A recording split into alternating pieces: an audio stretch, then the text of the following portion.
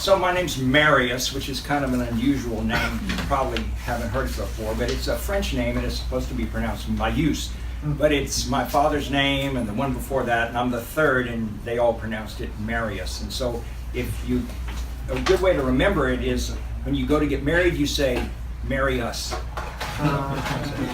I grew up in San Antonio. I've been here all my life, and when I was in high school, I learned how to play bass guitar, and my brother learned how to play the drums, and so we started bands and played in bands forever. And I'm still playing now. I have a cover band with my wife, and we play wedding receptions and all that stuff. But when I went to college at UT Austin and studied electrical engineering, and was there 8 years and finally got out with a master's, and rather than go work for an electrical company, I decided to work at a recording studio, which was awesome because it kind of a place where you could combine music with the electrical engineering stuff. And back then we were using tape recorders and they were always breaking down, and so I was able to repair them, and that's where that's what I've done all my life and spent my time in studios and making money there. It's not much money, but it was just something I really loved.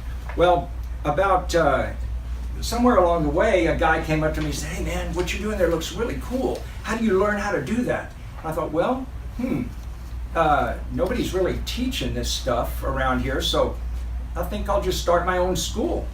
And so and this was a long time ago, back in the 70s. Most of y'all weren't even freaking born in the 70s. Anyway, so I've been doing it since then and kind of fine-tuning it and making more classes and doing some lab classes where you can get your hands on the equipment and this and that. So what I'm going to do tonight is tell you a little bit about the school. Some of you all might be interested in taking some classes over there. And then I'll tell you kind of a way that I'm trying to promote my school right now. And I thought, well, maybe that can be kind of a parallel to some of y'all, because y'all are all got some music thing going on, and you want to promote your music, right? So let me see if my little advancer thing will work.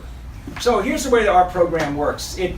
We have 6 classes, and when you sign up for a class, they last for 10 weeks. And you come once to the school for 3 hours for your class. Here's the 6 classes, and I'm not going to talk about all these, but everybody has to start with a class called Audio 101, and that's just kind of the basics of sound. You got to understand that what we're teaching here is what I like to say is the technical side of music, about microphones and loudspeakers, mixing boards, and all that stuff. And you might say, well, dude, I want to make my music.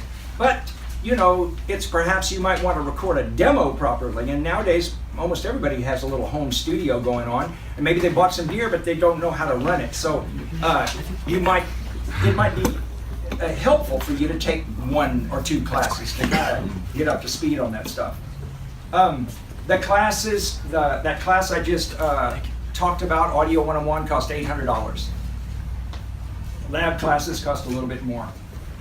And here's class schedule. So we just started a class yesterday, and that's a class called Audio 101. If anybody wants to get into that class, you can still do that. I give you the reading assignment. You do that class there, take the rest of them, you'll be done in May of 2018.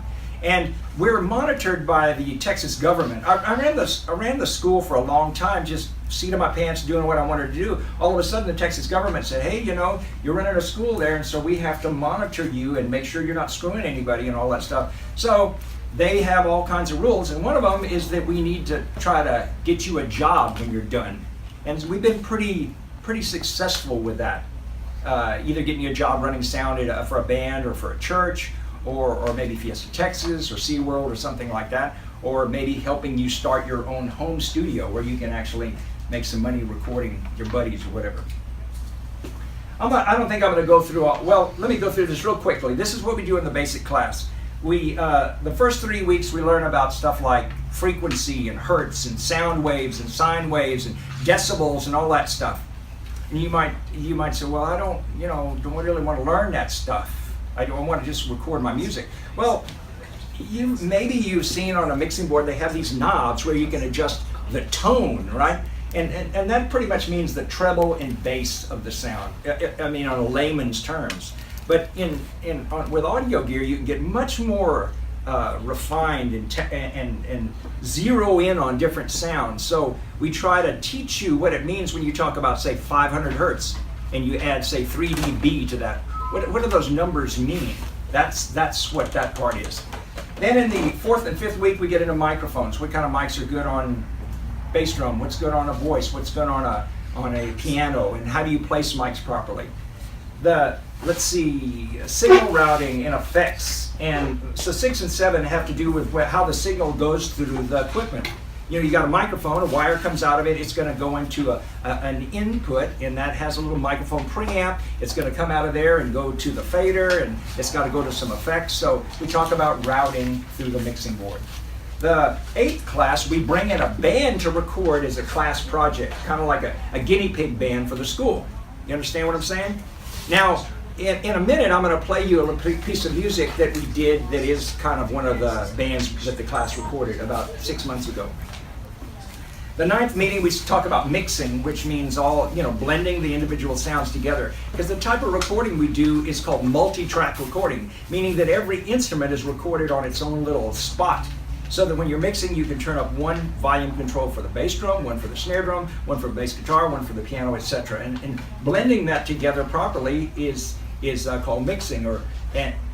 You can still blend it together wrong and call it mixing. Some people can can do it right, and some people can do it wrong. So, and then the 10th week is the final exam.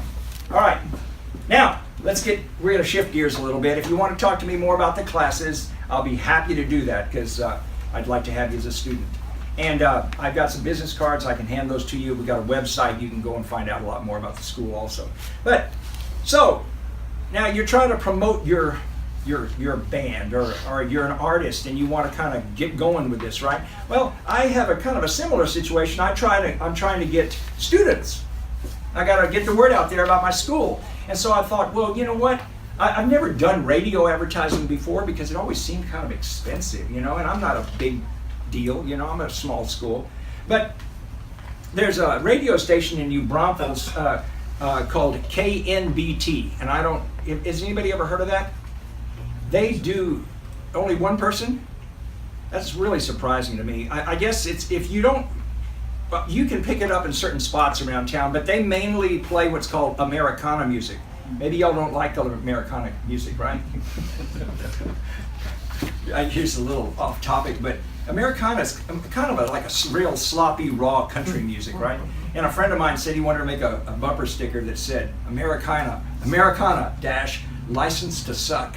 I mean, because that's just kind of the way that music works. It's real raw and fun and all that stuff. But anyway, the reason I chose to advertise in this station is because they mainly promote live music. And about every hour they say, okay, here's KNBT sound check. Tonight, playing at Green Hall is blah, blah, blah. Playing over here is this band, this band, this band. 50 bands or something they're talking about. And I thought, well, okay, this might be a good place to advertise. So, it turns out that I knew the lady that was the morning DJ. Her name was Rachel Swan. And so I had this idea that I would talk to her, because I heard that she was a singer. And she's a morning DJ, and I thought, well, what I could do is I could maybe bring her in to record for the class. It's kind of the class guinea pig project, and that way she'll be really invested into the school. She'll see, hey man, this thing's really cool. They made a good recording of me and this and that. So I talked to her, and she we had a little meeting and stuff, and she said, well, I don't want to record, but I have a daughter that we can record. And I was thinking, oh shit, that's going to be really bad. Because if her daughter sucks, then it's going to be rough trying to pull this off.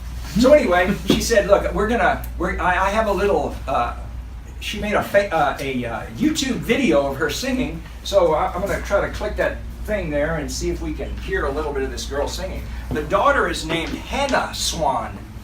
All right, so let's check this out. I hope we're able to hear this. Let's see.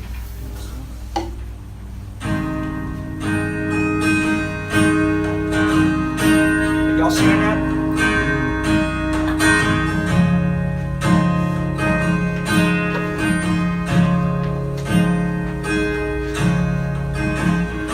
Fly by and you'll find the closest star. messing up the guitar.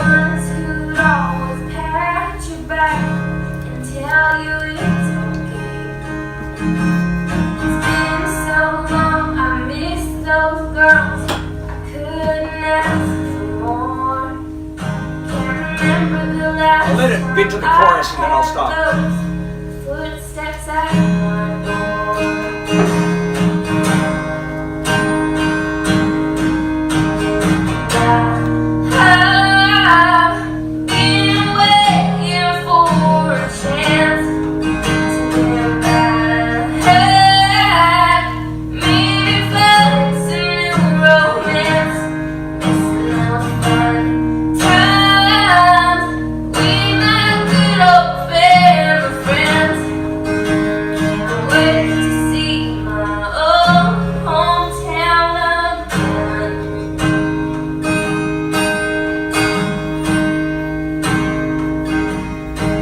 So,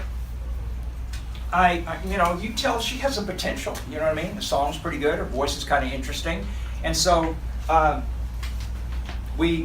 said, yeah, we can do it. So, let's see what I got next here. So here's how the steps in producing the song, you know what I mean? Getting the song recorded. I call it, the girl's 15 years old, by the way. The daughter's 15 years old, and so I said, hey, send me the lyrics, because I can't understand what you're saying. And then I made a few revisions in the structure, you know what I mean? Like the intro I thought was too long. We need to kind of get to the singing quicker, so I shortened the intro, and then I created a chord chart. And she was doing the song in G sharp. I don't know if you saw it, but she had a capo on the first fret, and she's playing G. And so when I did the chord chart, let's see if we can see it. Here's a little chord chart here. Let me see if I can zoom in a little bit. You know, I didn't want to change the song to the key of G because she was used to singing it in G sharp. And I know that's just a half step, and you might think, well, what's the difference, you know? But I didn't want to mess with her on that. I mean, if she's used to singing it there, let's do it in G sharp. But I didn't really want the guitar players to put a capo on their first fret and have, you know, deal with tuning issues. Because a lot of times you put a capo in on you, you know, it messes it up. So I told them to go ahead and tune their instruments a half step sharp. So bass was half step up, guitar was half step up, and that's why the chord chart reads like this. Next thing we did was, let me minimize this. I hired the musicians. I decided, and remember the class, this is a class project, but, and usually what I do is I bring in a band to record. Like Noah told me he has a band. And so next time I do a class, I might call him up and say, hey Noah, you want to do a recording? It's free, you know, and we'll give you the multi-track files when it's done. And so he said, sure. So they'll bring his whole band over. This was different because I actually had to put a band together. This girl didn't have a band. 2 minutes. I'll hurry. All right. So I'll play a little bit of the song, and you kind of see what we did with it. Let's see here. I was having so much fun. I was going over time. So this is the software that I use to cut this, and I was going to plan on kind of putting the mix together, but I don't really think I have time to do that. But anyway, here's the final thing.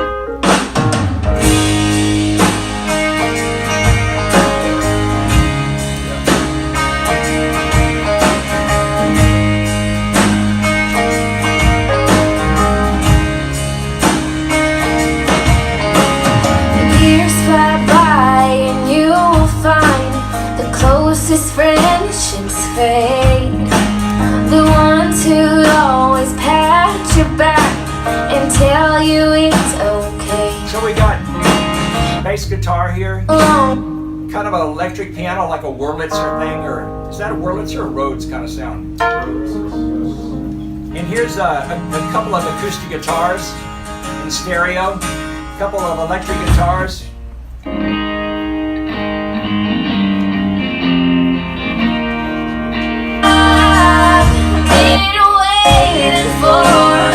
here they, her mom sang some harmony with her. Yeah, maybe find some new romance, missing those fun times with my good old family friends.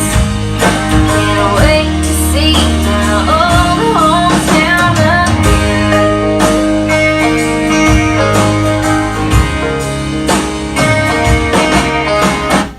But so they were real happy with the production, and it was a real successful thing because I gave the mom the mix, and she took it back to the radio station and played it for the program director, and he said, "Man, this is awesome. Let's put it in rotation."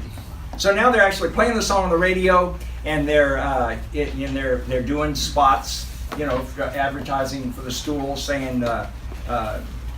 I usually advertise about a month before I start a class, and we tried it this time, and it worked pretty well, generated some interest in the school. Awesome. Can I say something? Yeah. So my name is Joey Lopez. I just want to say when I was 15 years old, back in 1995, I took audio engineering techniques courses with Marius, and it changed my life. Woo! There it is. I got in a my good way or BS bad way? I got my BS and my PhD in radio, television, and film, and I did not have to take any technical courses because I ended up just working with all of the professors because they were like, you already know too much when I was at UT. And I ended up teaching at UIW for 7 years, teaching audio production. Marius is one of the nicest, most thought out, methodical people I know in terms of wanting to engage people and have them learn. I was 15 when he taught me. I'm 36 now. And like, I knew every microphone. I knew how all the microphones needed to be set up. Everything he teaches, and I took both the basic and the advanced course, and it was just amazing. And he's only made it better and better. I actually got to sit in on one of his classes that he had at UIW, and their, I don't know what the studio is called, but the really nice studio that they have now. If you haven't seen it, it's nuts. And it was just amazing to watch him interact. And still, and he's just amazing. I can't recommend Hey, him. thanks, man. I'll give you that money later. I didn't even know we was going to be here. I had no idea Maria was for that.